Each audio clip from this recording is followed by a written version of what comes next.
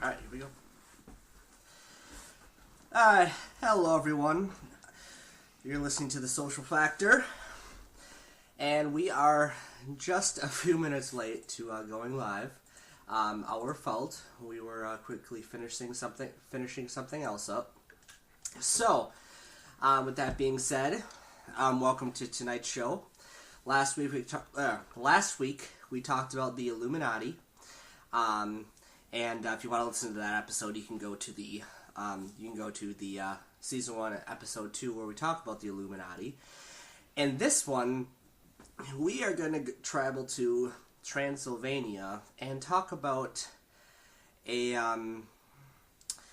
topic of a certain kind of would you call it like a creature? Well, it's a folktale, actually. And now we're going to talk to you and teach you about the truth behind the legend of Dracula. So kind of continue talking. I'll be with you in a second. Okay. Excuse me.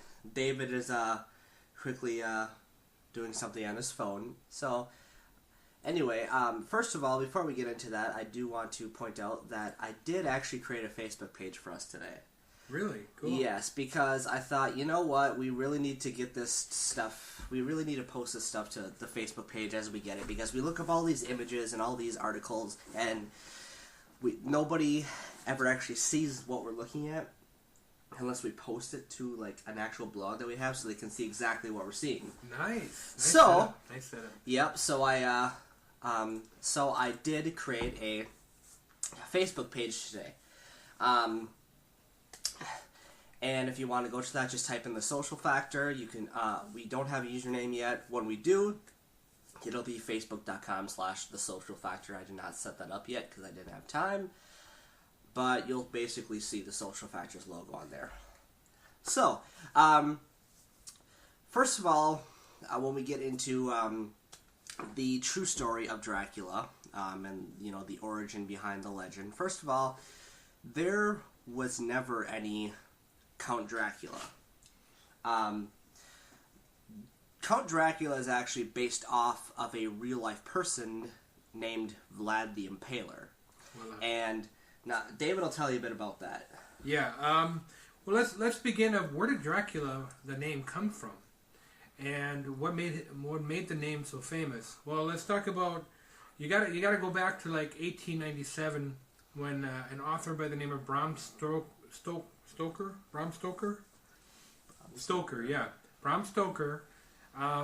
wrote the book. Which actually I believe it was called Nosferatus. Okay, it was the original book. Now the word or the name Dracula is actually derived from Dracul, which is actually, if you really study into it, means the devil in Romanian, okay? But it also derives from the Order of the Dragon, and that's a whole different story by itself. Vlad III, which is the person we'll be discussing, the inspiration for the quote-unquote blood-sucking, undead Dracula we know today, Vlad III was the inspiration for that. Now, we tend to think of Transylvania and Dracula are hand in hand, but in essence, the true Dracula as we know him, he didn't live in Transylvania, ever. He never set foot into Transylvania. In fact, he was known as the Prince of Wallachia, okay? Now, that's a region in central Romania, and I do believe at one point it belonged to Hungary, okay? Around the time of the 1431, when Vlad III was, it's actually W, and LL, W-A-L-L. Oh, okay. Yeah, Wallachia, which is a region in Romania. There you go. Still says the Josh is looking up, the province. There you go, Vlad the Impaler, and he'll tell you all about it. Now there are some beliefs that modern day Transylvania, they say there was a castle where Dracula lived. That's more hype than anything. Yes, there's this castle in Transylvania that is basically titled Dracula's Castle. But that's a tourism thing, okay? Vlad the Impaler never existed there, never lived there. Now his father owned property about a mile or two from Transylvania, which was Vlad II. Okay, now let's talk about Vlad himself. Okay, Vlad, was a prince. His father also was a prince, but he was a ruler of the region of Wallachia where they lived, and the Ottoman Empire, which is the Turkish Empire, threatened to invade the region. Now they threatened to invade Hungary, and Romania, I think at that time was not a solid nation. So the noble people of Romania and Hungary band together, created an army to defend against the Ottoman Empire and the invasion of Hungary and Romania. So it says I looked up Dracula's castle and it came up Bran Castle. However, it says that this castle is actually not in Transylvania. It says it's in Bran, Romania. Yeah. It says it's right on the border between Transylvania and Wallachia. Wallachia, and see, that's where the significance, the interest of Transylvania actually came out of the Bram Stoker book. Now let's point this out. Dracula truly never existed. Okay, the real Dracula that we know today. It was a fictional story, and Bram Stoker was a very smart man who really was fascinated with Romania and some of the folklore. Now, the folklore did talk about, like, in the Middle Ages, prior even to Vlad, there was this, the supposed being that would suck the blood out of people, okay? But that was just folklore. So Bram Stoker found or knew about Vlad the Third, or Vlad the Impaler, and Vlad was so brutal in what he did. He I think he actually impaled 5,000 Turkish soldiers, okay? I know it was up in the upper thousands, and it was a warning to the rest of the army, to the Sultan at the time. Now let's talk about why he was so brutal towards the Turks. When at one point the authorities of the Ottoman Empire, they wanted to have a peace treaty, or they were going to negotiate whether they're going to invade or not invade that region of Romania. Okay, which was kind of right in front of Hungary. Okay, and so Vlad II, the Third, and his brother, which I offhand don't remember his name now. I think it was Moruk. Let's see.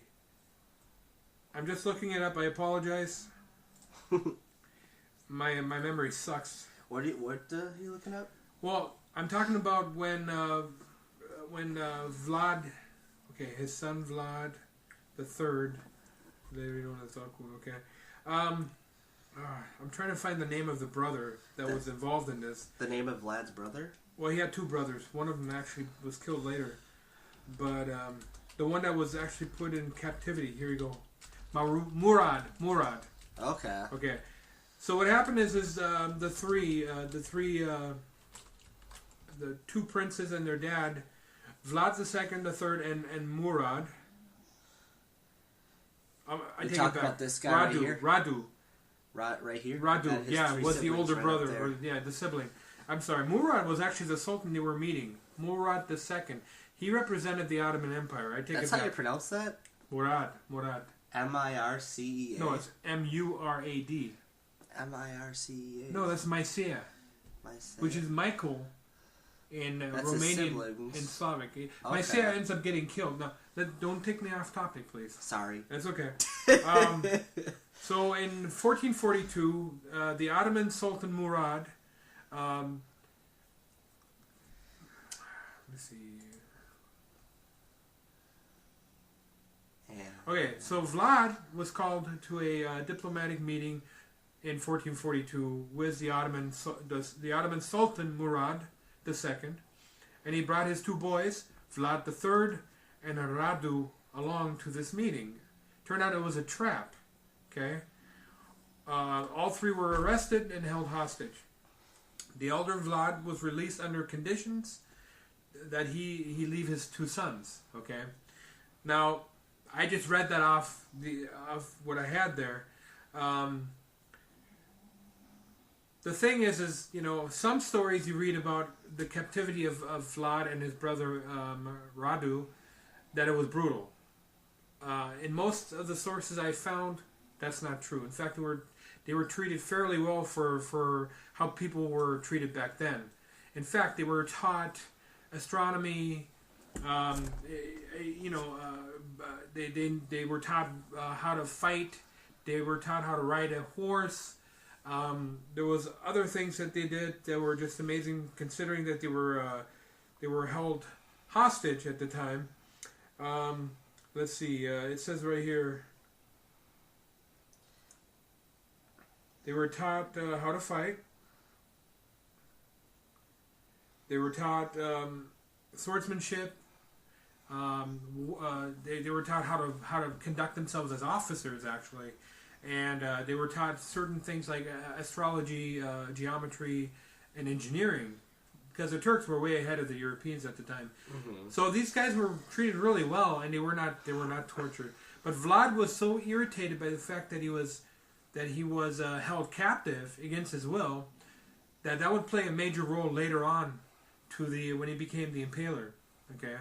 When the Turks, when they were finally released, and it was several years, they were captive for, I think, about 6 or 7 years, and then finally their dad came to, they had an agreement, they were released, and then the Ottoman Empire reneged on it and invaded anyway. So Vlad had such a hatred for the Ottoman, or the Turks, that when they sent patrols into his region in Malaysia, he just annihilated them, and then he started staking them, meaning they put it up the rear end and it went out their necks, and these were very big, tall poles, okay. So as they send more and more patrols to find out where the other patrols went, all of a sudden, you have up to several thousand of these men murdered or just destroyed by Vlad's men himself. And Vlad was a very vicious warrior. I mean, he was just an amazing fighter. So when the Sultan finally brought his entire army, they were faced with the most gory scene that I don't think anyone could ever imagine. It was said that quite a few of the Turkish soldiers actually retreated. They fled at the sight. Literally, they what's the word when they desert? Retreated? Well, meaning they deserted the army. They deserted. They were so frightened that they were taken aback and they ran. They went rogue? Rogue is no. I don't know. It's a form of desertion. Okay, which is right. Most of them were probably caught and killed, but right. But they were so frightened that they believed they were dealing with a devil. What time period was Vlad the Impaler in? Well, he was born in 1423. Okay. I just told you that in 1431. I'm sorry, it was 1431, and in 1442, so he was maybe 12 years old. Okay. Okay. He accompanied his father, Vlad II, to this diplomatic meeting, and then they were taken hostage. So essentially, we're saying that Bram Stoker basically created the character of vampires. The whole fantasy ideal with vampires. Here's the thing. Because of what Vlad did with the thousands upon thousands of dead Turks on stakes, they said the ground was saturated with blood. Okay? Right. And so I think the brutality and the blood had a lot to do with it. Right, okay. But he took it to a completely different level in his book. Right. He made it more supernatural than it was. Okay. So Vlad the Impaler then did actually live in this Bran Castle. He actually did live in this Bran Castle, that's where he was from. However, that was actually his property. However, it's just the fact of the matter that a lot of people think that this Bran Castle is in Transylvania, and that that's why Transylvania is all centered around like the topic of vampires, because everyone thinks has a lot to do with Bram Stoker's book, though. Because it takes place in Transylvania. The story, that's why it's so associated with it. But the actual castle of where Vlad came from, where Bram Stoker got his inspiration from, is not actually located in Transylvania. Which, believe it or not, when I read the information, it actually said the reason he didn't write Bran or the actual location was because it was such a nice area. It was so clean. It was so full of life that he chose an older castle in Transylvania, which now is, what is it, Ghost Hunters or something did a thing on it where they went to what they believe was Dracula's true location, and turned out it was Transylvania. It wasn't even in the right area. Oh, exactly, because it's like, you got to remember, Dracula did not exist. It was all Vlad the Impaler. Well, let's remember this. He was the inspiration for the story, because it goes further than that. Well, yeah. Basically, what's told that I said that wrong. I should have worded that differently. What I meant by that, when I said that it was all Vlad the Impaler because Dracula didn't exist, I meant that Vlad was the inspiration for it, and nothing basically like what Dracula did. That was just like kind of a twist on what Vlad did, because Vlad had like the metaphor, a thirst for lust, for blood, a thirst for blood, meaning that he basically impaled people. That's why it's called Vlad the Impaler. And so when you think about a thirst for blood, basically you get vampire, Correct. And anyway, so Bran Castle is actually a museum right now. It is actually a museum. And I believe at one point that I did read that it was also a hotel. And you could actually stay the night in it and stuff like that. And then at one point it was up for sale for like several $1 million. And I don't know if it's still up for sale or if it's not up for sale anymore, or if they sold it and now it's a museum. I don't know I don't know what that is. Well, and again, we're not in Romania to check that out. Exactly. You can maybe go on the internet and do it, but let's go to this the bloodthirst. There's another individual besides Vlad the Impaler that inspired the aspect of bloodthirst, and it was actually a female. Yes. Basically, everyone thinks that, hey, all the vampire stuff all started with Dracula. That's not true. The first vampire was actually a female. Dracula is the most famous fictional vampire.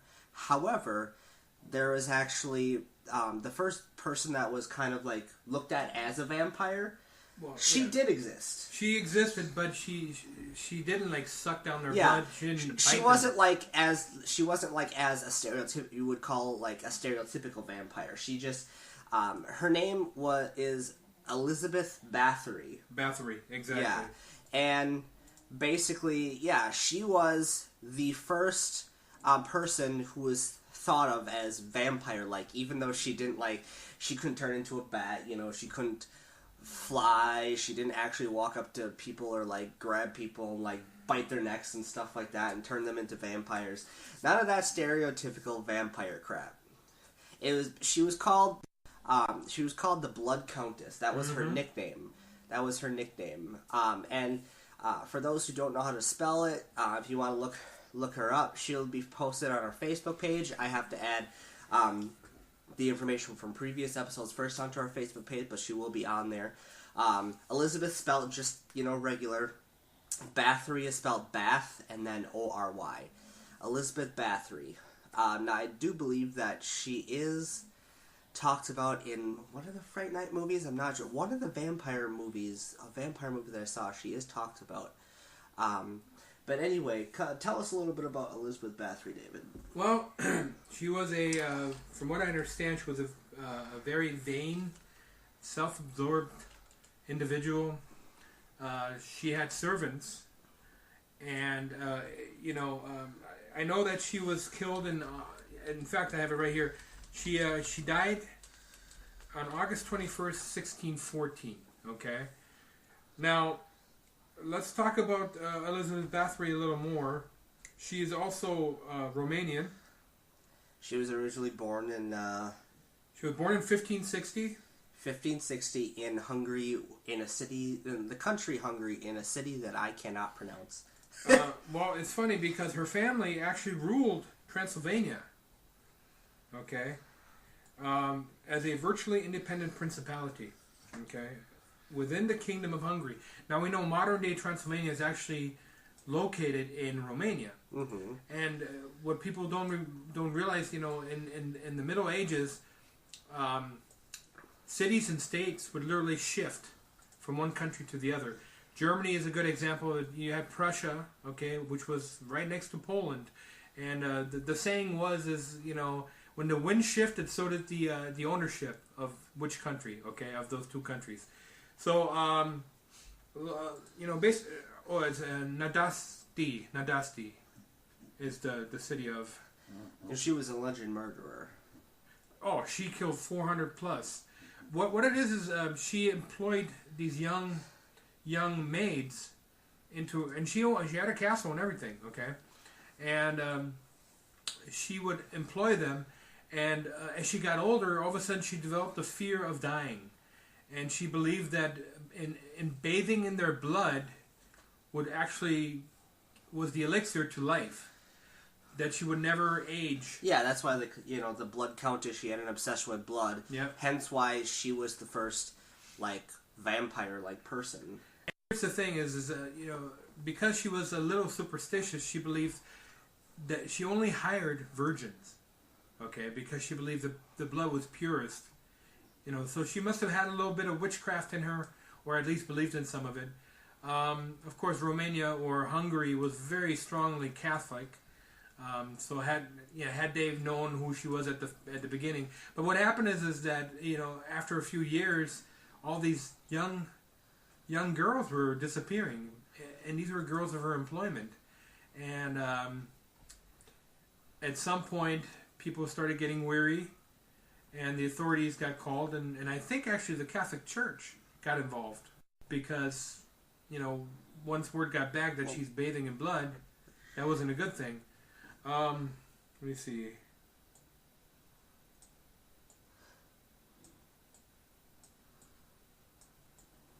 Pretty sure I'm inside Bran Castle on Google Earth. Okay, it says here, a Lutheran minister went to the Hungarian authorities, who eventually began an investigation in 1610. In December, Elizabeth was arrested, and so were 4 of her favorite servants and intimates.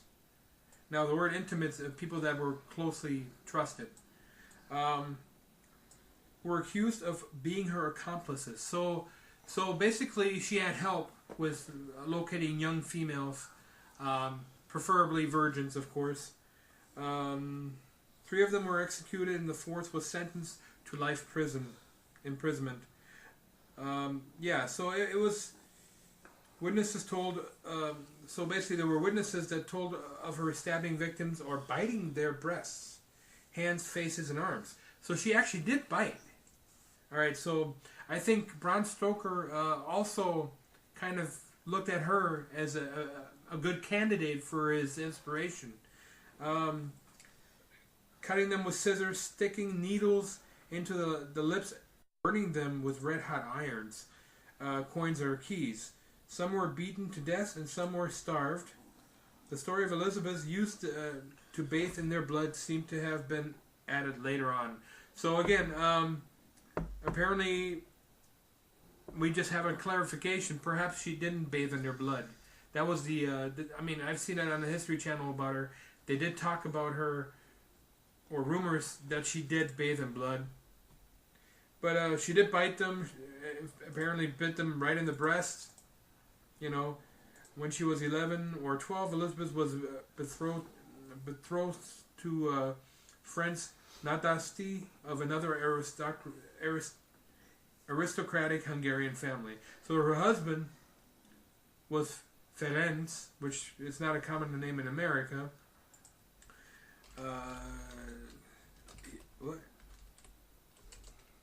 Here's another interesting fact about her husband. Nadasti was reported to have had him cast. Was born to catch a what? But a year or two later, had a baby by a lower order lover. Oh, so she actually had a child by one of the servants, a lower order. Oh, okay.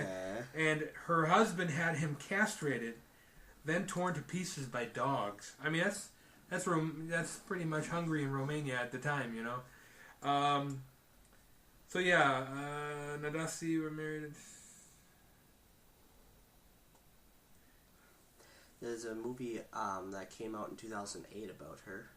Really? What's it called? Oh, Bathory. Yeah. Okay, so Josh has found a movie about her. Several movies actually about her. Yeah, several. The movies? most recent one titled Elizabeth Bathory, but there's no like picture or anything. Yeah. It's let's see. There's not really much on it. Die Blutgrafen, that's a German one right next to it. So there's a German-made movie as well regarding her. And I guess she's featured in the 2005 movie The Brothers Grimm. Yep. Yeah, I do remember that. So here we are. I mean, we have two individuals who most likely inspired Bram Stoker. We know of Vlad the Impaler Vlad the Third. Yeah. Which his true name was Vlad the Third Tepes. That Tepes. That was his family name. So and then you have Elizabeth. What was it again? Bathory. Bathory. Okay. Well, it sounds to me. I mean, you know, you talked about some of the information regarding how she tortured and destroyed her victims. Yeah. Sounds to me like, you know, she was closer to, you know, almost the character of Lilith, you know. Now, G. David, what famous, what like really popular book and movie franchise can you think of that also features vampires that are completely twisted out of proportion? Like the original historical depiction of vampires, and now the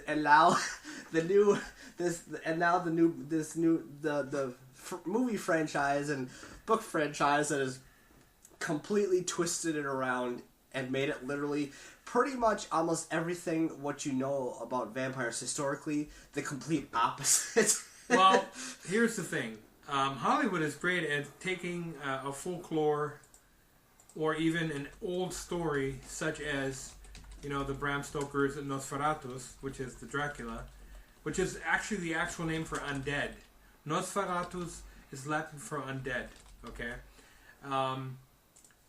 And turning it into, you know, for the longest time, you know, when you thought of vampires, they were disgusting looking, like the original Nosferatus movie in the 1923. And what happened was, you know, through the 50s, all the way through the 50s, there were some famous actors that played. They started becoming more handsome and more influential. Yeah. And then come the 80s, we had the Lost. Remember the Lost Boys? Josh, unfortunately, wasn't born until the 90s. No, I have the Lost Boys. I've seen one of them. I've seen one of those movies. Well, the old one, and there's a new version. Oh, there's okay. Yeah. Then I've seen one of them from the new version. Well, the Lost Boys came out in '87. Okay, the original version, and I believe at that point it was the first time that vampires were attractive in a sense of, you know, like almost like cool. And the Lost Boys is I'm guessing it's like a fictional franchise based off of the vampire of the genre. Yeah, because vampire genre. Let's be honest. The legacy of Dracula and the vampire or Nosferatus. What year was that filmed? 1922. Oh, I was 1 year off. I was just guessing, by the way. So in 1922, the first true Nosferatus movie was made, you know, and it is, look at the difference. Is he appalling or what? Okay. Wow. And as the vampire genre... Who played this dude? As the vampire genre evolved... Count Orlok, is that what he was like called in the movie? Yes. Count Orlok? as the genre grew over the years, and the fright went from, you know, from the hideous appearance to this more handsome, mysterious looking character, and then they involved males into it, and all the way to today. And then came along Twilight, and every single girl on Earth wanting to marry a vampire. Yeah, and wanting to be one. And I gotta be honest, my daughters are Twilight. They were Twilight freaks when they were younger. I actually enjoyed the show. Vampire Diary is another one that really topped the cake. I've never seen that. You gotta watch it. It's kind of cool. It's definitely like a soap opera, okay? But it's a lot of special effects. You have, Interview with a Vampire with Tom Cruise and Brad Pitt. Amazing dialogue. I thought great, but and I mean to think about it, it really was Bram Stoker that literally just completely launched this entire genre. Exactly. Well, we also have other individuals who launched separate, like sci-fi genre, for instance. Gene Roddenberry. Can you look up Gene Roddenberry? Star Trek, because creator of Star Trek. Essentially, it was basically no one really thought of Elizabeth Bathory as a vampire until Bram Stoker actually created. No, look up Star Trek. Oh, Star Trek. Because okay. No, yeah. So even though Elizabeth Bathory is the first vampire, the first looked at vampire, Bram Stoker created the idea of Dracula after Vlad the Impaler. The creator's name. And we got kind of vampire likeness out of Elizabeth Bathory then. Star Trek creator's name? Yeah. I can't remember the creator of Star Trek, so... Star Trek creator is... Gene Roddenberry. Okay. Now, he is like another Bram Stoker, okay? And the reason I'm saying is Gene Roddenberry created an entire Star Trek theory. I mean, we have 8 or 9 different Star Trek, okay? And other shows were kind of... You saying Star Wars is based off of this? No, that's George Lucas. No, but I'm saying George Lucas got the idea from Star Trek. Is that what you're saying? All these popular franchises. I'm not saying no. George Lucas had his own thing. Oh, because that's kind of what I got the sense of what you were saying. How we said that Bram Stoker literally created the entire vampire genre, and then I kind of got the sense that you were saying Gene Roddenberry created the entire galaxy, the sci-fi genre aspect of it. Yeah. I mean, I know in the 70s you had Battlestar Galactica, and then Star Wars came out. Okay. Yeah. Star Trek was first. Star Trek was first. From the big genre. Okay, from the big creators. There were what's his name now? God, I can't think today. Character from Star Trek? No, I'm thinking other shows prior to in the 50s and 40s and stuff. They had what's that rocket propelled guy? Very patriotic. 50s galaxy shows? Yeah. Let's see. We shall see. Sci-fi television in the 1950s. I mean, there's some of these really probably never really got anywhere because there's I've never heard of any of these movies. There's the Twilight Zone. Yeah, but that was more of a horror. Yeah, that wasn't had to do with anything galaxy wise. Well, sci-fi is what you should have looked Sci-fi. at. Yeah. But what I was trying to say is they're oh god. Robinson something. It's gonna bother you now, isn't it? Yeah, the Robinson family is actually an old story. Let's see. Tales of Tomorrow. Superman is also sci-fi, actually. Well, yep, technically, yep. But none that I think you can think of. There's Space Command. I have these names stuck in my tongue, but I can't. Okay, what was one name? Buck Rogers. Jesus. Buck Rogers came out in the 70s as well. Buck Rogers. But I think it was earlier. In the 25th century. Yeah. Okay. And that was around what year was that? Oh, holy crap. Buck Rogers, 1939. Yeah. So that goes right around the time that World War II began. Yeah.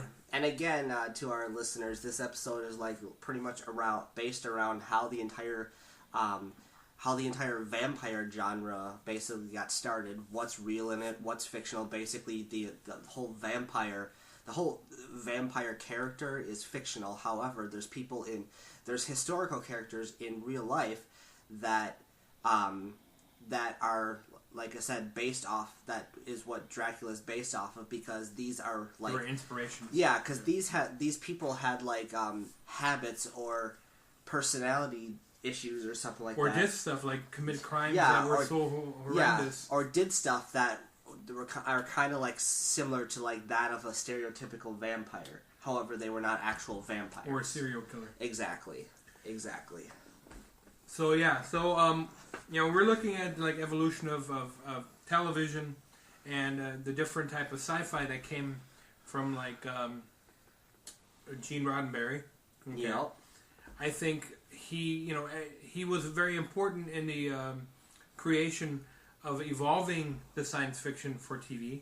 Okay, he did his first mini-series. Okay, they had like several. I think they had like 6 seasons. I think. I don't know. Star Trek, the original Star Trek. Yeah. No, this probably would have been before I was born. Then. It was before I was born. Oh, really? Yeah. They did it. They started I didn't think in it was 65. that old. Star Trek started in I think 65. Oh, wow. What year does it say? It says 1966. 66. First okay. episode aired on September 8th of 1966. Okay, so yeah, it was a few years before me. And I mean, if David thinks he can fill up an entire 45-minute show with Star Trek, then we'll do Star Trek on another episode too. No, there's a lot to it. I mean, yeah. The idea behind that was Gene Roddenberry. He was Jewish, and he was one of those people that believed in a universal world, one world type of order and stuff, where harmony reigned. He was a utopian. Is this a British series? No, it's an American series. Oh, okay. Oh, BBC America. I always thought that like BBC was a British channel. Well, BBC it's British Broadcasting Company. That aired it in America? Well, he probably got funding from them. Oh. No, that would probably... No, BBC America is actually more modern. That's how you can look at it now. Oh, okay. But back then, I believe it was NBC. NBC was the original TV station. Okay. Because they only had like 3 channels back then. Yeah. And I mean, we're going to be talking about a lot more sci-fi stuff in like... Upcoming shows, later episodes, because... I mean, literally, this is just... We're just introducing, like, the sci-fi genre, like, in this episode now. And, I mean, we got a lot more topics that are coming. This topic was just about vampires, because vampires is, science fiction, obviously. Horror sci-fi. Yeah. Exactly. A good show, I don't know, anyone that's out there who has HBO, who's familiar with True Blood, that is... True Blood. It is purely... about vampires coexisting with humans, and there's a lot of politics in there. A good show, very, very out there. Yeah. Don't let your kids watch it. Now, I know people that believe that in vampires. I know people. I know. Okay, I shouldn't say I know people. I know one person. I won't say their name or whatever. But I know one person who actually believes that vampires exist, and they're actually vampires in Transylvania that are based off that fit the little actual stereotypes of Bram Stoker's vampire or something like that. Personally, obviously history proves that there was actually people that were vampire like in history, like that behaved similar but not exactly as hence why we got vampires, like I said 100 times now. But I don't personally believe that there are actual vampires walking around in Transylvania. What do you think? Well, what do I think? I try to be open-minded. Let's just say that. As a child, I definitely believed in the horror aspect of a vampire. Mm-hmm. As an adult, I would say that there are people who have a certain disorder, okay, who need blood, and sometimes they crave it by ingesting it through their mouth. There is an actual disorder that deals with that. So if you want to talk about human vampires, they're not Nosferatus, okay? They're individuals who crave blood. It's a portion of their brain that's telling them to do that. I've never heard of a case where they actually went and bit someone to do it. But I guess it's psoriasis. Psoriasis. I think that's how you pronounce it. Is psoriasis? Pufferiasis. A group of 8 known. Oh, okay, not disorders. Psoriasis. Never mind. It looked similar. Poor people with psoriasis now, they're like. It looked similar. Oh my god, okay. I feel like having blood.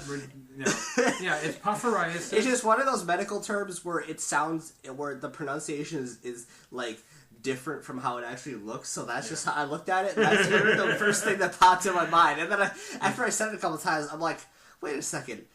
That's not psoriasis. Psoriasis is a bone disorder. Actually, no. Psoriasis is a derma, a skin disorder. Oh. And what happens is it like dries out. It gets red patches and stuff. It can be very gross. So basically, this disorder that we're talking about that some people have. It says what's it called again? Pufferiasis. No, it's P-O. I don't see an R. There's an R right there. In between Porphyriasis, yeah. Porphyriasis? Yeah. But there's no O in there. Fias. To me it looks Porphyrias. Didn't I just say that? You did? No, you didn't. Porphyrias. Porphyrias. Did I say... Okay, never mind. We're debating over a word here. All right, let me finish on my little speech here. All right, so if you want to go into, there are. All right, let's talk about vampires for real. There are vampires, but they're not blood soaking. They're energy soaking individuals. You've met them. Everyone's met them. They're individuals that just drain the shit out of you. Okay, those are known as auric vampires. Okay, and there is actually a disorder where a disorder that you can have where if you come in contact with sunlight, your skin will burn. That is an actual. And that's a pigmentation disorder. It's I can't pronounce this whole scientific name, but for sure it's EPP, and it's the most common kind of porphyria to occur in childhood. It causes people's skin to become very sensitive to light. Actually, it doesn't say that it burns. It just says that it becomes very sensitive to light, and prolonged exposure to sunshine can cause painful, disfiguring blisters. So, and there's disorders based off of vampiric stereotypes, but there's no actual vampire. I totally agree. I mean, unless information comes out, I mean, we could be talking about the UFOs and aliens as well, and there will be a great conversation there. But the thing is the genre itself is the human psyche needing to have a bit of fright. Okay, people believe. I never understood that. I personally, as a child, could not handle horror flicks. Number one, it was the music that got me. Okay, the music is worse than the actual show. Okay. And I remember as a little boy being so scared, but I still want to watch it, but I was so scared I couldn't sleep all night. In a way, we're kind of sick people, okay? All of us enjoy that fear, and we enjoy watching other people have fear. And I think Bram Stoker understood that concept of human nature, to scare the crap out of them. His books sold. Once they were released, it was incredibly successful. For a book that was released in 1897, we're still talking about that man to this day. Okay, so hats off to Bram Stoker. Yeah, May 26th, identifying May 26, 1897. It was 1897. Released. Yeah, and so to this, I mean, his one book created an entire era of horror flicks and an entire genre. Entire genre. All right, that does it for our show. And we'll see you next week with a brand new episode of The Social Factor. Ura.